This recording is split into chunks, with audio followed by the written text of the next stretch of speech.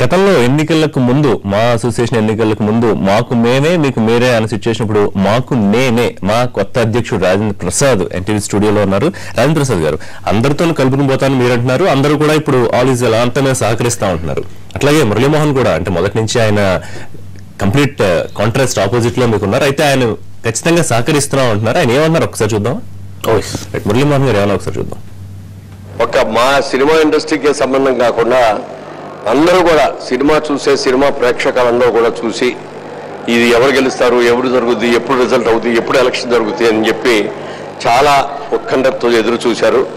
కొన్ని ఇబ్బందులు వచ్చిన మాట వాస్తవం, కోర్టు దాకా కూడా వెళ్లాల్సి వచ్చింది. అవన్నీ కూడా అడ్డంకులన్నీ తొలగించుకొని నిన్న కోర్టు వారు ఇచ్చినటువంటి జడ్జిమెంట్ తోటి వాళ్ళ కౌంటింగ్ చేసి రిజల్ట్స్ అన్ని కూడా అనౌన్స్ చేశాం. ప్రశాంతమైన వాతావరణంలో కౌంటింగ్ జరిగింది. ఎక్కడ ఏ విధమైన టెన్షన్స్ లేకుండా ప్రశాంతంగా జరిగింది.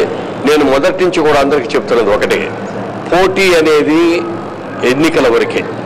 ఒకసారి ఎన్నికలు జరిగిన తర్వాత అందరం ఒకటే, అందరం కలిసి మా అసోసియేషన్ ఎలా అభివృద్ధి చేయాలి, మా అసోసియేషన్లో వెనకబడ్డ ఉన్న ఆర్టిస్టులందరికీ కూడా ఎలా సహాయం చేయాలి అనేది ఆలోచిస్తామే తప్ప ఇక మాలో మాకు గ్రూపులు అనేది ఉండదు. We're all one.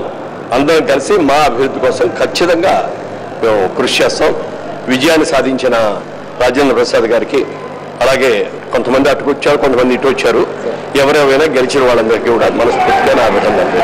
ఎప్పుడు నేనే ఉంటాం అనేది మంచిది కాదు. నా ఉద్దేశం ఏంటంటే నేను అనుకున్నది యంగ్స్టర్స్కి అందరికీ కూడా ఈ అవకాశం ఇద్దామని అనుకున్నాను. వాళ్ళు సరిగ్గా ముందుకు రాలేకపోయారు. వాళ్ళు దాని మూలంగా మళ్ళీ మాకు అందరం ఒకటే, అందరూ సమానమే. రాజేంద్ర ప్రసాద్ మాత్రం నా తమ్ముడు కదా, జసూర్ మా హీరోయిన్ చెల్లెలు, ఈయన తమ్ముడు, ఎవరు గెలిచినా ఒకటే. అది ఒక్కసారి ప్రజా నిర్ణయం వచ్చిన తర్వాత దాన్ని గౌరవించడమే తప్ప దాన్ని డిఫరెంట్గా ఇంకో విధంగా ఆలోచించు. ఆల్రెడీ కొన్ని మార్పులు చేశాం మేము మాకు చేతనైనంత వరకు. ఎందుకంటే ఒక కొత్త బ్లడ్ వస్తే ఇంకా కొత్త ఆలోచనలు వస్తాయి. అలాగే కొత్త కమిటీ ఇంకా కొత్త ఆలోచనలతో ఇంకా బాగా చేయొచ్చు. ఫండ్ రైజింగ్ చేయాల్సిన అవసరం ఉంది. ఆ ఫండ్ రైజింగ్ ఎలా చేయాలి అనే దాని మీద ఈ కొత్త కమిటీ ఆలోచించి కొంతకన్నా చేస్తే, ఎందుకంటే ఇవాళ మాకున్నటువంటి మూలధనాన్ని ఫిక్స్డ్ డిపాజిట్లో వేసి దాని మీద వచ్చే వడ్డీతో అసోసియేషన్ నడుపుతున్నాం. ఎందుకంటే మాకు మంత్లీ ఇన్కమ్ అంటే ఏమి ఉండదు అసోసియేషన్కి, ఆ వచ్చే ఇన్కమ్ తోటే చేస్తున్నాం. అందుకని ప్రతి పైసని కూడా చాలా జాగ్రత్తగా వాడుతూ అనవసరం ఖర్చు ఒక్క రూపాయి కూడా చేయకుండా వాడుకుంటూ రాబట్టి వాడికి ఆ మూలధనాన్ని సేకరించగలిగాం. దాని మీద వచ్చే వడ్డీతో అసోసియేషన్ నడిపిస్తాం. ఏమి లేదు, అదేమి లేదా. ఎన్ని ఎలక్షన్ అప్పుడు ఎలక్షన్ ఉండేది, ఆ హుషారు ఉండాలి, ఆ జోష్ ఉండాలి, ఆ ఒకరి మీద ఒకరు విమర్శించుకోవడాలు ఉంటాయి. ఎంతవరకే ఎలక్షన్ అయిపోయింది, రిజల్ట్స్ వచ్చేసి we're all one, no difference. Rajendra sir, do you feel the same? Election అప్పుడు ఆ హడావిడి అదంతా ఉండాల్సిందే, ఇప్పుడు అంతా మామూలే, నా తమ్ముడు కాదా రాజేంద్ర ప్రసాద్. అయితే మీరు పొద్దున్న ఒక మాట అన్నారు, అభిమానుడు అనుకున్నారు, కానీ అభిమానుడిని కాదు అర్జునుడిని. కురుక్షేత్రం అయిపోయిందా, ఇంకా ఉందా? పొద్దుడికి ఇప్పటికే మార్పు వస్తుందిలే, కానీ అంటే ఆయన అనుకున్నంత స్పీడ్ గా మార్పులు రావు. కానీ ఆయన అట్లా అనుకోవడం మంచిది. బాధపడుతున్నారు ఇంకా ఆయన అలా అనుకోవడం మంచిది. ఎందుకంటే అలా కాకపోవడానికి అసలు ఇక్కడ రాదు కదా. ఇప్పుడు నేననేది ఆయన ఇదే మాట ముందు అనుకున్నట్టయితే అసలు ఇక్కడ రాదు కదా. ఆ మాట ముందు కదా అనుకోవాల్సింటే అసలు ఇక్కడ దాకా రాదు కదా అనేది పాపం. అంటే నేననే మాట కాదు, చూస్తున్న వాళ్ళందరూ అంటారేమో నాకు డౌట్. అందుకని ఏది ఏమైనా ఆయన మంచి మనసుతోటి అన్ని బాగా జరగాలని కోరుకున్నారు. ఆయన ఇంతకుముందు ఎందుకు జరగలేదు అనే విషయం చెప్పలేదు, పర్వాలేదు, అది లేకపోయినా కూడా పర్వాలేదు. మీరు తీసుకోవడానికి సిద్ధంగా ఉన్నారా ఆయన సహకరిస్తే? ఎవరు సహకరించినా తీసుకుని తీరాలి, అందులో అనుమానం ఏముంటుంది? అసలు దాంట్లో ఇంకో విధమైన అభిప్రాయం ఏముంటుంది? రైట్, కోర్టుకు వెళ్ళింది అనేది ఇందులో చాలా పెద్ద ఎపిసోడ్ మొత్తం వ్యవహారం. రాజేంద్ర ప్రసాద్ గారు, సో ఎందుకు వెళ్ళింది అనుకుంటున్నారు? ఓ కళ్యాణ్ వెనకాల ఎవరున్నారని మీరు అనుకుంటున్నారు? ఎవరున్నారో నాకు తెలియదు, కానీ నేను మాత్రం లేను. ఎందుకంటే ఎవరున్నారో మీకు తెలిసే ఉంటుంది, మీరు లేను కాదు. ఎందుకంటే ఓ కళ్యాణ్తో నాకు పరిచయమే తక్కువ, వెరీ ఫ్రాంక్లీ స్పీకింగ్.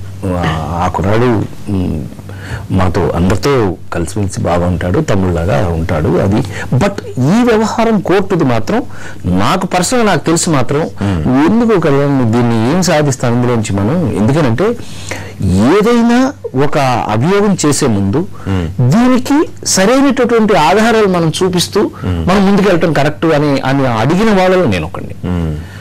ఈవేళ వెరీ వెరీ ఫ్రాంక్లీ స్పీకింగ్ నా ప్రొఫెషన్ ఒకటే చెప్తాను, నాకు దానికి ఆ కోర్టు వ్యవహారాన్ని నేను ఎందుకనంటే వెరీ వెరీ ఫ్రాంక్లీ స్పీకింగ్ అండి, ఎప్పుడు నేను జీవితంలో ఎప్పుడు మా ఆవిడ ఎప్పుడు దేంట్లో ఇంటర్ఫీర్ కాదు, ముఖ్యంగా సినిమా సంబంధించిన వాటిల్లో.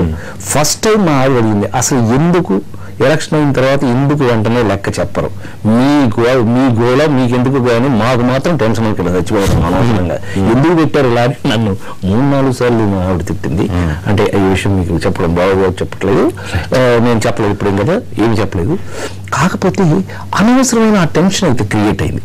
ఇప్పుడు ఇవాళ మనం దానివల్ల ప్రత్యేకంగా చేసింది ఏమీ లేదు కదా, బట్ సంబంధించి మా ప్యానెల్లో అసలు ప్యానెలే లేదు మాకు, మీరంటే ప్యానెల్ లేదని మాకు, మళ్ళీ అందరూ ఆపాదించడం ఎందుకు, అది క్రిస్టల్ క్లియర్గా ఓ కళ్యాణ్ అనే వ్యక్తి యొక్క సొంత నిర్ణయం మీద అతను సొంతగా ఇప్పుడు కావాలంటే ఇప్పుడు కూడా మీరు పిలిచి అడగచ్చు అతను అనే, మీకు దాని మీద మీకేం సంబంధం లేదు, నా అభిప్రాయం నేను తేల్చుకోవడానికి వెళ్ళాను, ఇది క్రిస్టల్ క్లియర్ అనే విషయాన్ని మనం చెప్పాడు. రైట్. మొత్తంగా చూస్తే మా ఎలక్షన్స్ అనేది ఒక జనరల్ ఎలక్షన్ స్థాయిని మించి ఏ జనరల్ ఎలక్షన్ 10 ఎంపీలు 15 ఎమ్మెల్యేలు లాగా ఉంది. అదే ఉదయం మాట్లాడుతున్నప్పుడు ఒక పాయింట్ క్యాచ్ చేశాను నేను, అదేంటంటే భవిష్యత్తులో భగవంతుడు ఏమిచ్చినా తీసుకోవడానికి సిద్ధంగా ఉన్నానని. అంటే రాజేంద్ర ప్రసాద్ భవిష్యత్తులో మేము ఒక రాజకీయ నాయకుడిగా ఎమ్మెల్యేనా ఎంపీనా లేకపోతే ఇంకోట అట్లా ఏమైనా చూడబోతున్నావా, దానికి ఇది ఒక పునాది అనుకోవచ్చా? అబ్బాయి ఇప్పుడు ఏదో సామి చెప్పినట్టు ఇది సర్వీస్ ఓరియంటెడ్గా మనం ముందుకు వచ్చాము.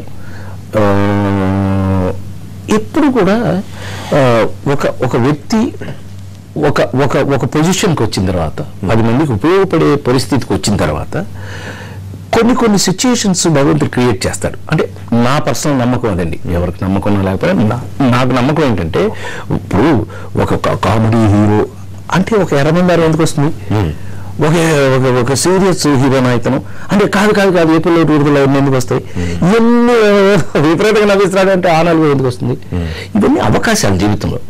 సో ఇవాళ నిజమే ఈ జరిగినటువంటి ఎలక్షన్ ప్రక్రియ మీరందరూ నన్ను దీంట్లో అంటే ప్రతి పాయింట్ టు పాయింట్ మీరు నన్ను ఫాలో అవుతూ నన్ను నడిపించిన విధానం, ఒక వారం రోజుల పాటు మనం ప్రశ్నలకి ఆన్సర్లు కానీ ఇది కానీ మేము ఋషి మీకు కూడా థ్యాంక్స్ చెప్పాలి నేను అందులో.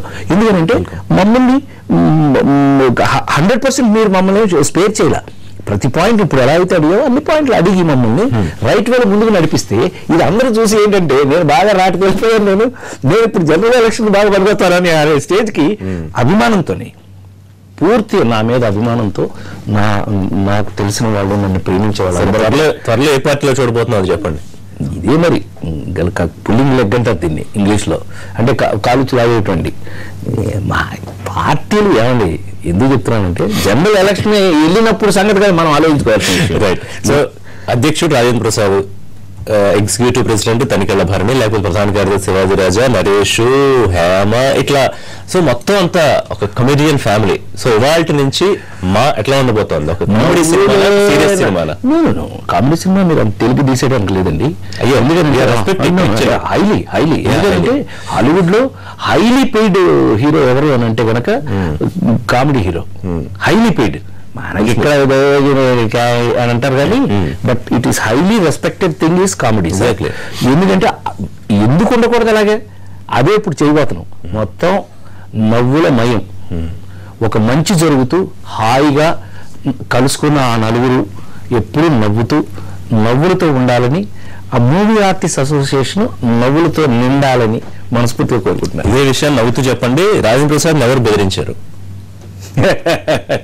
ఎవరో లేదు, నన్ను ఎవరు, మీరు ఆనెస్ట్ అని మాకు విపరీతంగా 100% మదర్ ప్రామిస్ గా చెప్తాను. నన్ను నాకు కనీసం ఫోన్ కూడా రాదు, గుండె మీద చేసి చెప్తున్నాను. ఇప్పుడు మీరు కాకపోతే మీ వెనకాల ఉన్న వాళ్ళని అది వాళ్ళే చెప్పాలి, వాళ్ళకి ఎవరెవరు ఫోన్ చేశారు. ఎందుకంటే నాకు చెప్పే నిజంగానే తమ్ముళ్ళు నాకంటే, ఎందుకంటే ఈ శివాజీ రాజు కానీ కాదంబరి కింద కానీ వీళ్ళందరూ ఏంటాయనంటే they have highest regard on me as a కామెడీలో ఒక పెద్దవాడిగా నన్ను ఒక హీరో అంటే దానికి పెద్దగా నన్ను they give highest respect to me. With that respect వాళ్ళందరూ కూడా నాకైతే చెప్పలేదు. బట్ అవన్నీ కూడా ఇవాళ ఎట్లయినా సరే మర్చిపోవాల్సిన పరిస్థితి వచ్చింది. ఎందుకంటే అవి మనసులో పెట్టుకోవడానికి లేదు.